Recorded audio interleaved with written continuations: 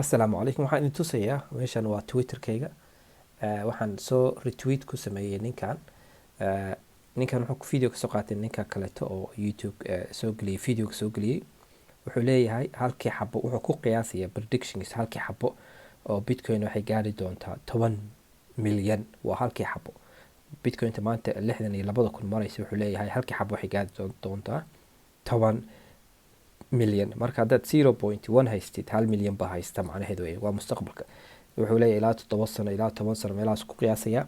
Marka sidoo calculation u sameeyay haddaa ku dhufataan videoga daawataan hadda weyneeyo oo wuxuu leeyahay hadda yara gudbiyo haddaad numberka arki kartaan.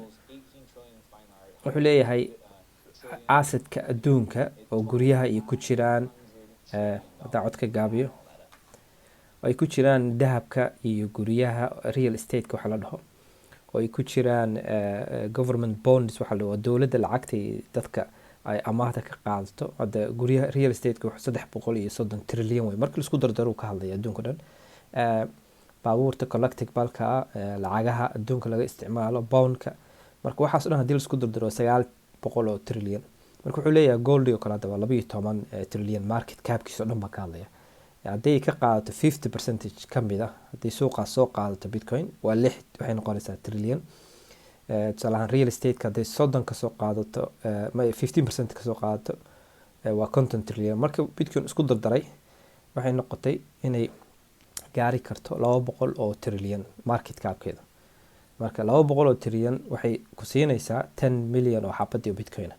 Possible ba arrintan wuxuu ku leeyahay hadda 15% 10% meelahaas ka qaadanaya 6% qaarkood waa wax macquul ah oo reasonable ah buu ku leeyahay aan ahayn wax aan macnaha la buunbuunin. Marka Allahu a'lam inay gaari doonto wixii mustaqbalka Ilaahay kaliya dhacay ee og maanta qiimaheeda ay saa dalkan ugu jeedaan wuxuu marayaa 62 saacadan aan duubayo.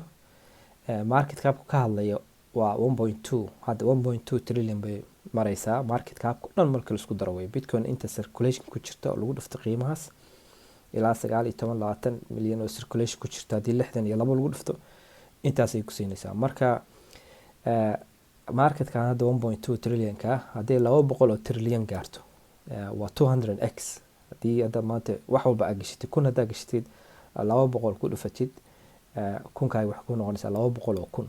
أنا سود أسوق قياسي سود قياسي ومستقبل prediction الله أعلم ما هن وح ما تي برد عدونا لكن إلى تتوصل ميلها سيري كبضن ستيت سنة 8 سنة يوحي كبضن وهي قيمهاس مركا أديكو أركي يعني كسد أنا وقت أجر سنة هاي prediction كيسة أما قياستيس أما أدرستان كيسة أنا يسوق الأيام قياسية عادي ماشي أجاري كرتو أو يدي لها يرادو maxaad ka doonaysaa kuwan kale cryptocurrency kale oo riskigeedu aad uga badan yahay kuwa kale maxaa isku mashquulinaysaa tan kaliya aniga say la tahay xooga saara hada 200x ilaahay in ka siiyo naga wada siiyo alxamdulillah haddii kale mustaqbalka ilaahay ba ugu xidhi doona aad ayuu maasantiin. Assalaamu calaykum waraxmatullahi wabarakatuh.